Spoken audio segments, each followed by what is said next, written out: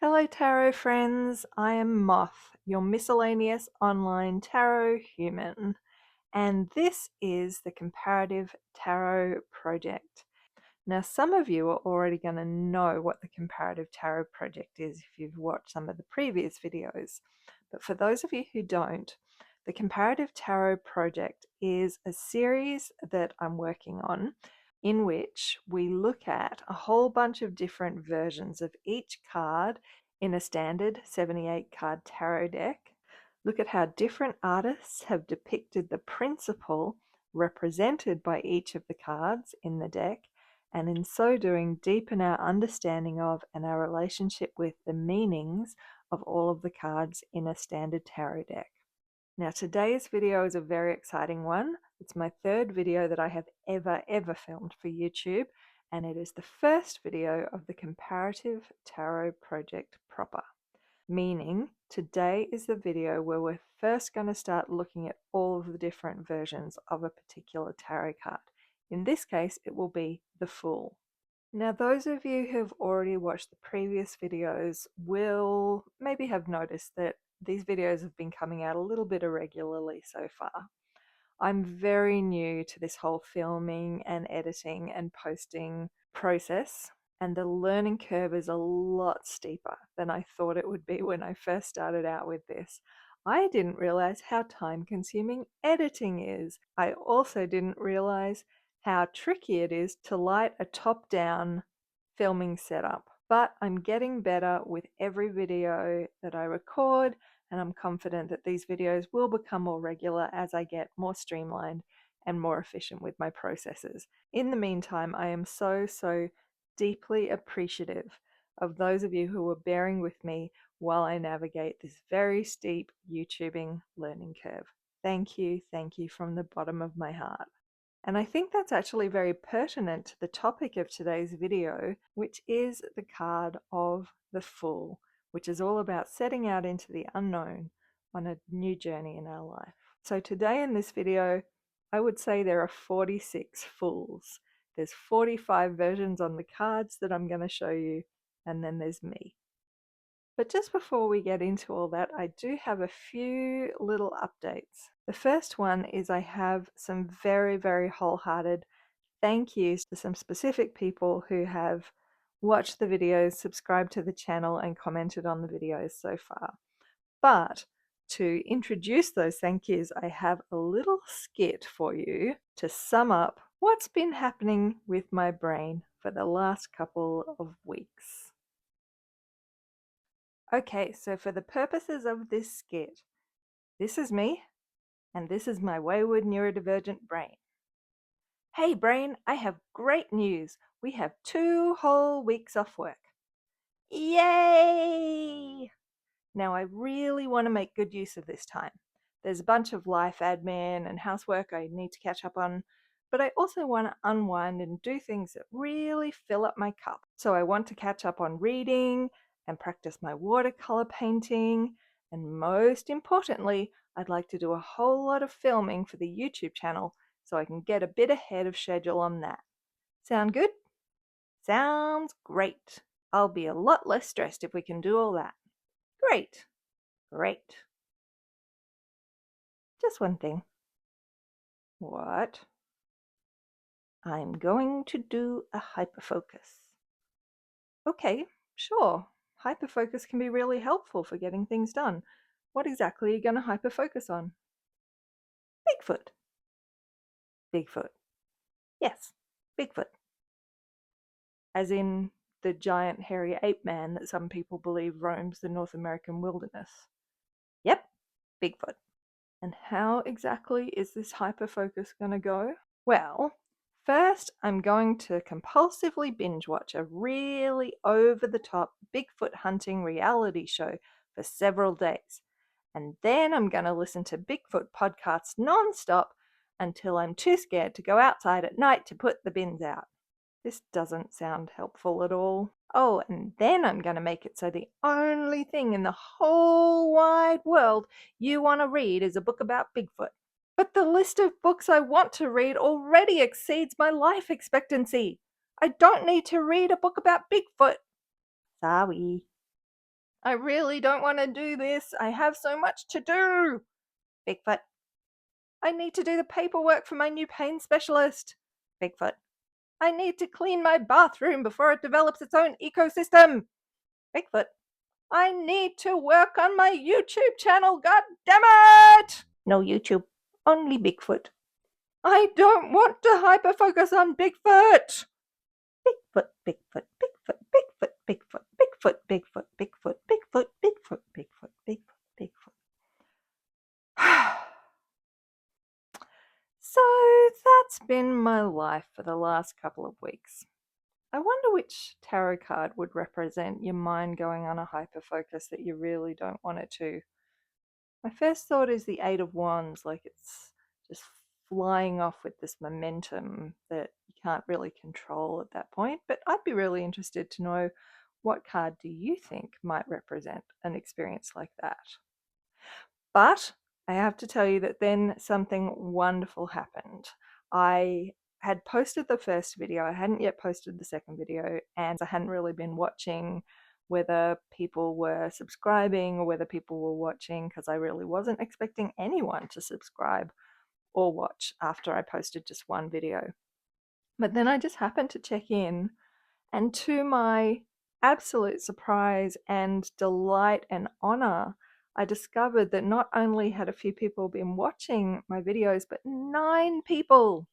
Nine. How many is 9? That many. 9 people had subscribed to my channel. I couldn't believe it.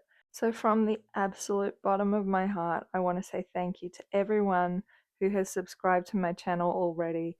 You have absolutely made my day, my week, my month, and I'm so excited that you've decided to come along on this journey of the Comparative Tarot Project already. I also wanted to give a really specific thank you to 3 YouTubers who commented and left really, really encouraging comments on that first video, and they were Taproot Tarot, Maja or Maha_DN, and Tampi were their usernames. And in fact, I discovered that they all also have tarot YouTube channels, so I will link to their YouTube channels down in the description box below. But to you 3 especially, thank you, thank you, thank you so much. I was just starting to lose heart and lose determination a little bit, and your comments just lifted me up and gave me the determination to keep going with this project. By the way, for anyone interested, the Bigfoot book I'm reading is actually quite good and not actually primarily about Bigfoot. So if you're interested in hearing about that, I'll tell you a little bit about that book at the end of this video. Now, before we get into our 45 versions of the Fool, I do have a couple of new deck acquisitions to share. So the first one is this one, the Tarot of Mystical Moments, and as you can see, the edition that I got is the miniature edition. It's quite tiny, but this was actually on my wish list already, and I happened upon it on sale for, it was just over $10, I think, like between $10 and $11. And for that price, I just couldn't pass it by, given that it was one that I particularly wanted in my collection. This deck actually does something quite interesting. In the interest of time, I won't open it up to show you, but I will just tell you, I didn't actually realize at first that pretty much all the figures on these cards are feminine presenting figures. Until as I was flipping through, I got up to the Emperor and then the kings in each of the suits, and discovered that what this artist has done is for each of those cards, they have actually created 2 versions. So there's 2 emperors in this deck, there's 2 kings of wands, there's 2 kings of cups, and so on. And the 2 versions are, one of them is a masculine presenting figure and the other one is a feminine presenting figure. So I think what they've tried to do with this deck is make it so that you have the option of having a deck where every figure is femme presenting, or a deck where some of the figures are masc presenting. So I thought that was an interesting little detail and something that's different about this deck. Now the next one that I acquired was this one, the Magic Maker's Tarot by Paulina Fay. Now, those of you who watched my previous videos will know that I already had several decks by this artist, and there was just something niggling away in the back of my brain that this one just recently got released and it was the only one missing from my collection. One day I happened upon it at a really good price, and so I bit the bullet. And so now I'm proud to say that I have what I'm calling the full Paulina. So every single deck, every single tarot deck at least, he also creates oracle decks, every single tarot deck created by this artist. And I'm looking forward to seeing all the different ways that just one artist portrays the principles of each particular card in a tarot deck. And finally, there's this one, the Verdance Tarot by Stephanie Puimun-Law. Those of you who watched my previous videos will know that I'm a huge fan of this artist. I have her previous tarot deck, the Shadowscapes Tarot. I also have 3 of her instructional books on watercolor painting. And it just so happens that I'm a subscriber to a subscription pack called Sticky Club. That's STICKII club.com, where each month they send out a pack of stickers. And Stephanie Law was actually one of the artists for the most recent one that I received. And in fact, I had also purchased a previous sticker sheet of hers as well. So that's just a little bit of extra information if you are a Stephanie Law fan like myself. So this one, I had pre-ordered it, so this was a planned purchase. So I feel like none of these 3 new acquisitions have been a case of the compulsive or comfort spending that I talked about in my previous video. I feel like all 3 of these have been quite considered and principled purchasing decisions, and I am happy with them. And this is a really beautiful deck. Looking forward to showing it to you. I also, for the first time ever, backed a Kickstarter for a new tarot deck. It's called the Oracle of Many Paths. And it's one of those decks that's sort of a tarot deck or sort of an oracle deck. It sort of blurs the boundary between the two. But it's really interesting because if you lay out all the cards, they actually form a map, and each card has different types of pathways on it. And the type of pathway that's on that card indicates some of the meaning of that card. So I'm looking forward to receiving that one sometime in the next few months. Now, having gotten all of that out of the way, we can finally get down to the Comparative Tarot Project itself. So as I said before, I have 45 versions of the Fool to show you today. Now, originally my plan was that I would do one video per card in which I go through all the versions of the card and do an analysis of the meaning of that card all in the same video. However, I figured out that let's say I spend 2 minutes on each card. That's already an hour and a half, and that's without any time permitted for the overall analysis of the meaning of the card. So I thought what might be a better way to approach it is to actually do each card in 2 parts. So the first part, I'll take every single version of that card in my collection and just do a flip through of them without any commentary to give you and me a chance to just ponder, just take it in, just look at what we're seeing in the cards and have a little bit of a chance to just reflect on what that might mean about the principle, the fundamental meaning and principle represented by that card. And then in the second video, I'll select not every single card that I have, but I'll select maybe half or so of them to analyze in more detail and then discuss in more detail the meaning of that card. So that's what I'm going to do today. I'm just going to do a flip through of every single version I have of the Fool, which is the 0 card in the Major Arcana, so that you can just take in the variety of the art, the variety of the symbology that's represented in these cards, and just contemplate and maybe meditate on the Fool as a concept. And I'd really love to hear about what do you see in the cards? What stands out to you? What seems like it really fits the meaning of the Fool? What really doesn't fit the meaning of the Fool in your eyes? And how is that helping you to connect with what the Fool as a concept means? So I'd love to hear from you about that. So I'm going to flip through. I'm going to do about 10 seconds per card. If you find that this is too fast for you and you want to spend more time on each of the cards, please do feel free to slow the video down. If you've never done that before, there's a little gear icon you should see somewhere in one of the corners of this video.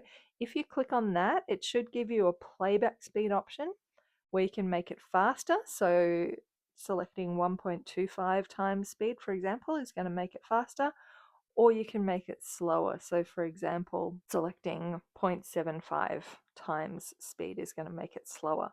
So feel free to speed it up or slow it down if the pace that I'm going at isn't ideal for the way that you process visual information. I'm also going to be putting music over the top of this part. If you don't like the music that I've chosen, feel free to silence the video and put on some music of your own that you feel like helps you connect with the idea of the fool. And when you see captions come up on the screen again, you'll know that that's the point where you want to turn the sound of the video on again. Also, I have arranged the cards in an order where, at least in my mind, they're grouped so that similar symbols or something that the cards have in common are grouped together. I thought that might make it easier to see the connections between the depictions on the cards, but if you think it would be better to put them in a really random order so that you can make your own connections, please do let me know in the comments. So as we go through, just notice anything interesting, anything illuminating, anything that makes you feel a particular way that you think sheds some light on the meaning of the Fool, or anything that intrigued you. And I'd also love to hear about any cards that you feel like should definitely be included in the analysis video, or any cards that you think really shouldn't be included in that one. So here we go with 45 different versions of the Fool.